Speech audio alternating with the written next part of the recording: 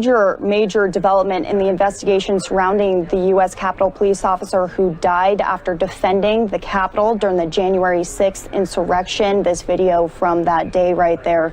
2 men are arrested and charged with assault on Officer Brian Sicknick. That there are 2 individuals that were both arrested, charged, and today facing a federal judge. Those individuals, we are told, are 39-year-old George Tanios of Morgantown, West Virginia, and also 32-year-old Julian Cotter of Pennsylvania. Now, Tanios, we're told, was picked up at his house in West Virginia.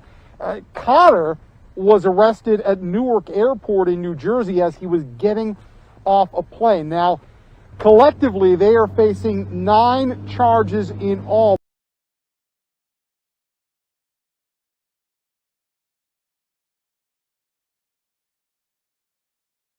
Kim Yo-jong, the sister of North Korea's leader, delivered a blunt message to the US administration on Tuesday. A newsreader on state media relayed Kim's words, warning that the Biden White House was, quote, trying hard to give off gunpowder smell in our land, and that if the US wants peace, it had better refrain from causing a stink. She also criticized the ongoing joint military drills in South Korea that kicked off last week. The timing of the comments coincides with US Secretary of State Antony Blinken and Defense Secretary Lloyd Austin's trip to Asia this week. Their first stop has been Japan, where Blinken said he wanted to work with allies on the denuclearization of North Korea.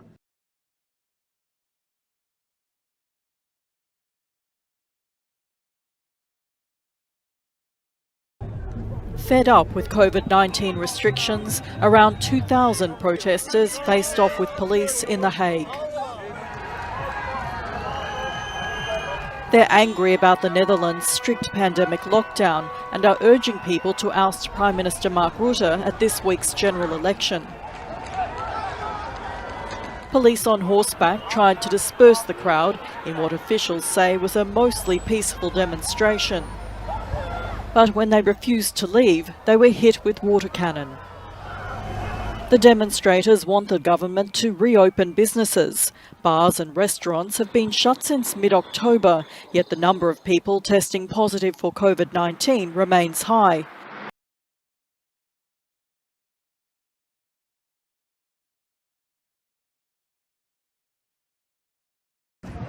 Not in his usual 4-star general's uniform, but a grey suit, former coup leader Amadou Sanogo walks out of the tribunal a free man. Along with 15 other soldiers, he no longer faces charges of torture, killings and rape.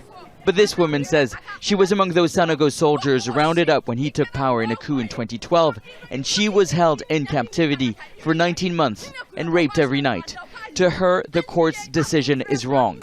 The lawyers of those she accuses deny any wrongdoing, saying there's no proof to her allegations. The court did not issue a verdict, but instead the judge cited a 2019 reconciliation law offering amnesty to specific crimes committed during the 2012 crisis.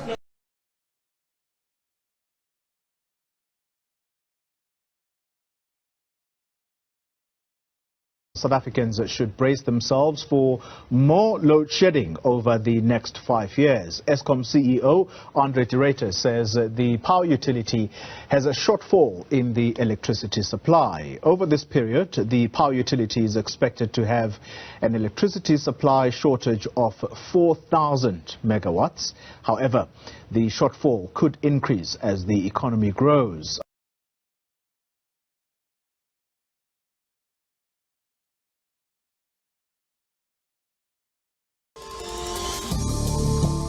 These are members of the French military. They are in the middle of an exercise codenamed Aster X, the first ever French military exercise in space.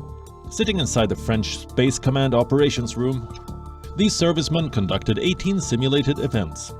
A promotional video shows China, Iran, Russia, North Korea and the United States listed as allies and adversaries of France. The French say space is being militarized and they need to prepare. The threat is real. By 2019, more than 2,000 satellites were floating above the Earth, and almost everyone in the modern world depends on them.